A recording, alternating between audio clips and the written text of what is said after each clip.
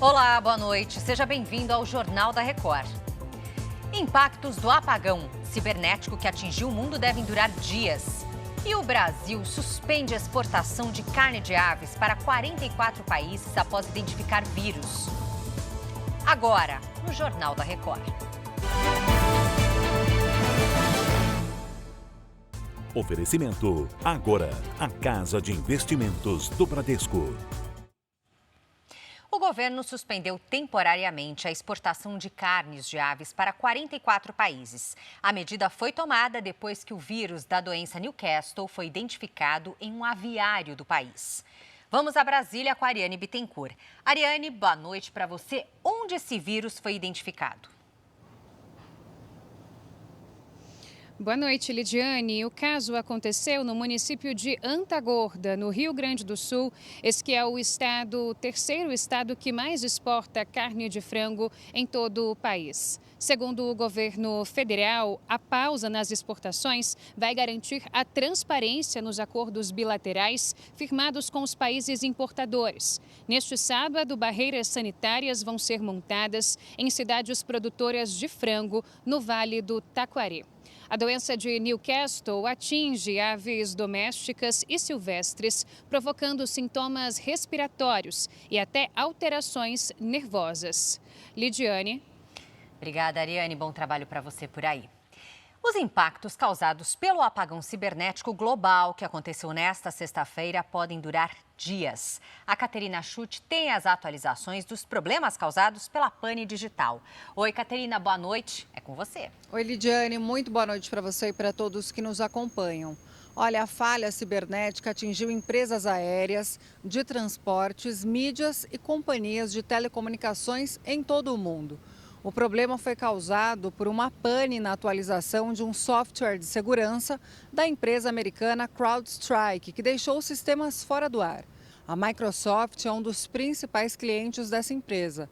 Por isso, tantos computadores foram afetados. No Brasil, o impacto foi menor, mas foi sentido em diferentes setores.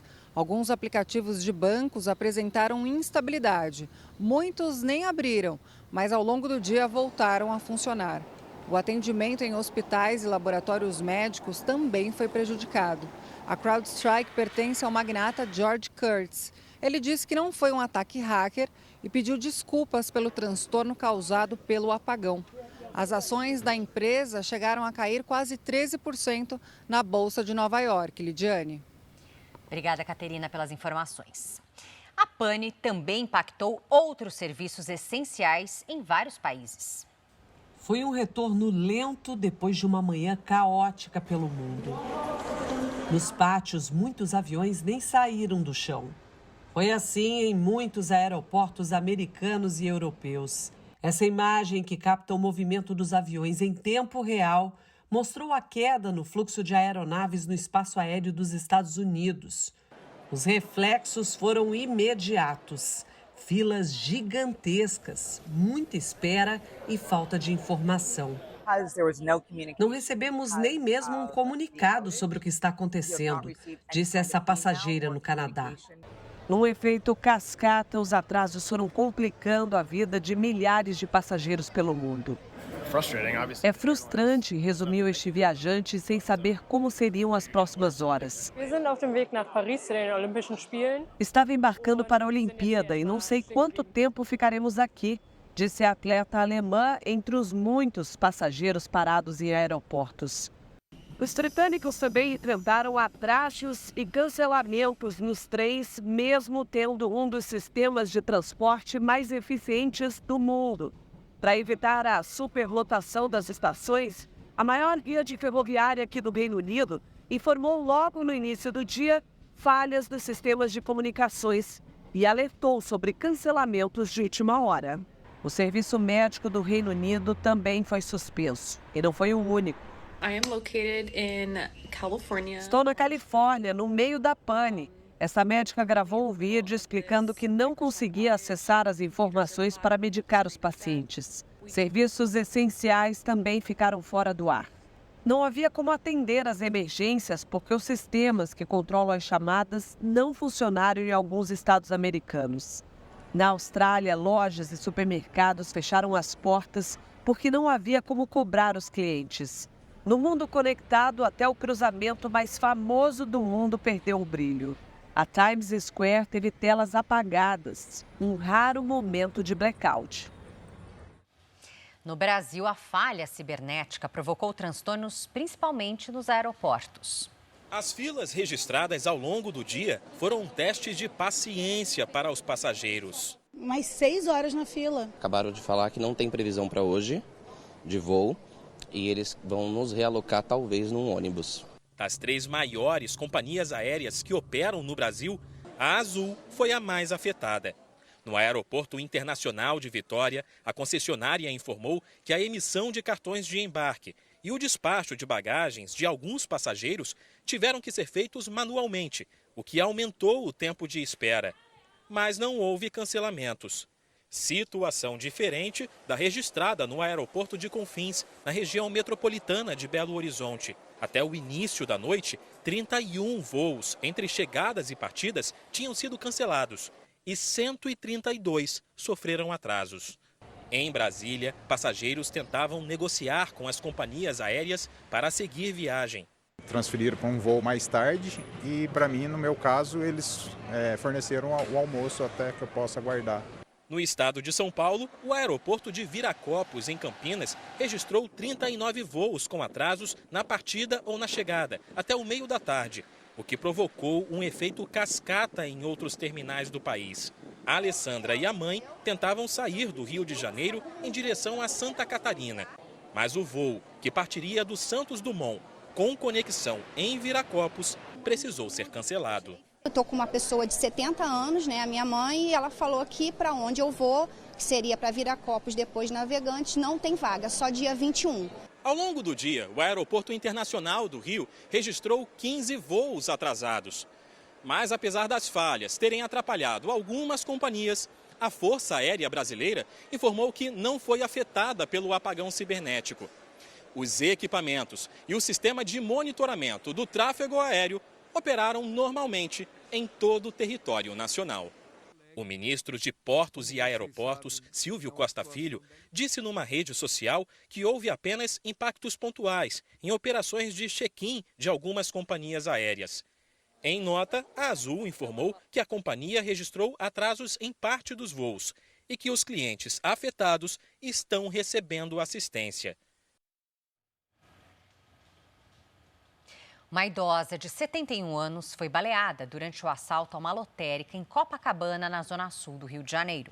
Silvia Nunes foi atingida por uma bala perdida. Ela foi socorrida para um hospital e o estado de saúde dela é estável. Segundo a Polícia Militar, 2 homens roubaram R$ 1.700 da lotérica. Houve perseguição e tiroteio. Um dos ladrões conseguiu fugir. O outro foi baleado e preso. Ele tinha uma granada na cintura. O dinheiro foi recuperado.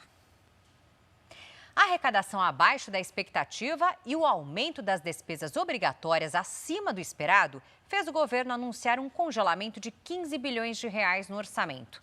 Mas o que isso quer dizer? O Jornal da Record explica por que a medida foi adotada e o que acontece nas contas do governo. O governo anunciou nesta quinta-feira a contenção de 15 bilhões de reais no orçamento do país. A maior parte do dinheiro foi bloqueada e um valor menor, contingenciado. O que significa cada um desses termos? A União teve um aumento de gastos obrigatórios, aqueles que o governo não pode deixar de pagar, como aposentadorias e salários de servidores. Por isso, precisa controlar os gastos não obrigatórios. Isso é necessário para não ultrapassar o limite de gastos previsto no novo arcabouço fiscal. Para cumprir as regras, o governo bloqueou parte do orçamento, porque assim é possível escolher quais programas podem sofrer cortes. Já o contingenciamento acontece quando a arrecadação do governo é menor do que a esperada. E por isso, é preciso segurar gastos enquanto a entrada de recursos não melhora. Assim, é possível cumprir a meta fiscal estipulada pelo próprio governo até o fim do ano. A meta estabelecida para 2024 é zerar o déficit, ou seja, equilibrar gastos e receitas sem entrar no vermelho. e também cumprir as regras do arcabouço fiscal, que substituiu o teto de gastos e é um mecanismo de controle do endividamento. O plano do governo para este ano é simples: terminar 2024 sem excesso de arrecadação, mas também sem dever nada. As verbas congeladas podem ser liberadas caso o próximo relatório bimestral do Tesouro, com a situação das contas públicas, aponte uma melhora na arrecadação ou nas despesas fixas do governo. O Jornal da Record teve acesso aos depoimentos da audiência de instrução do caso Porsche. A policial que atendeu a ocorrência disse que Fernando Sastre Filho não estava bêbado. O Ministério Público pediu que seja investigado se a mãe e o tio dele alteraram a cena do acidente, retirando garrafas do carro. Estas imagens inéditas mostram Marcos Vinícius Rocha vestido de preto logo depois do acidente, ainda no chão. A perícia 3D feita pelo Instituto de Criminalística diz que o carro de luxo em que ele estava junto com Fernando Sastre Filho atingiu o carro do motorista Ornaldo Viana a 134 km por hora. A análise da fabricante do carro apontou que ele estava a 136 km por hora. O Jornal da Record teve acesso às audiências de instrução do processo realizadas em junho sob o comando do juiz Roberto Zanichelli Sintra. São quase 4 horas e 50 minutos de depoimentos sobre o acidente. Testemunhas, parentes, bombeiros e policiais militares que atuaram na ocorrência e as namoradas de Fernando Sastre Filho e de Marcos Vinícius Rocha. Um dos últimos a ser interrogado foi o próprio Marcos Vinícius, que viajava de carona no carro de luxo e ficou gravemente ferido. Fernando Sastre Filho acompanhou os depoimentos de forma remota de dentro da prisão em Tremembé, interior de São Paulo. 2 bombeiros que estiveram no local confirmaram ao juiz que Fernando aparentava embriaguez. Aparentava, sim, sinais, com uma voz pastosa e um pouco confuso. Bom, o sinal que eu percebi é que ele estava um pouco letárgico e com um pouco com a fala pastosa. Mas a policial que atendeu a ocorrência disse que ele não estava bêbado. A senhora percebeu algum sinal de embriaguez nele? Não. Marcos Vinícius Rocha e a namorada Juliana Simões afirmaram que Fernando bebeu no dia do acidente. Mas um funcionário da empresa em que Fernando trabalha foi ouvido e disse que ele não bebe. Eu conheço o Fernando desde criança. O senhor nunca viu ele beber? Não, nunca vi ele beber. Outro ponto explorado na audiência foi a retirada de garrafas de dentro do carro. Uma das testemunhas afirma que viu a mãe de Fernando, Daniela Medeiros, fazer isso. Ela levantou, pegou a garrafa de bebida. Quando o tio chegou, ela colocou no carro do tio. Marcelo Sastre, tio de Fernando, confirma que havia garrafas no carro, mas não de bebidas alcoólicas. Como eu não enxergo também muito bem, minha esposa estava próxima e eu falei, do que é essa garrafa aqui? Aí ela falou para mim, não, Marcelo, isso é água, que era uma garrafa azul, tudo de plástico. E mais uma garrafa de energético, se eu não me engano. A promotora Monique Raton pediu a apuração dessa atitude, que, segundo ela, configura alteração na cena do acidente que matou o motorista de aplicativo Ornaldo Viana. Novas imagens mostram jovens envolvidos em uma batida com morte na Grande São Paulo, em mais um bar na noite do acidente. Neste áudio, logo depois do choque entre os 2 veículos, o motorista de aplicativo Edinaldo Mendes, de 41 anos, tenta tranquilizar os familiares. Eu quero vir na contramão, mas eu tô bem. Tô com dor no abdômen, né, por causa do cinto que prende na hora e o airbag, né. Mas o motorista morreria horas depois no hospital. O carro dele foi atingido durante o trabalho em Guarulhos, região metropolitana de São Paulo. A polícia analisa mais de 7 horas de imagens. Os registros de vários momentos, antes e depois do acidente, vão ser determinantes para a conclusão do inquérito, o que deve acontecer na próxima semana. 2 dos 4 ocupantes do veículo que entrou na contramão são os homens que aparecem nestas imagens, ainda durante a tarde. Eles estão lado a lado na mesa. Felipe Malheiro, de roupa preta, e Gustavo Cardoso, de camiseta branca.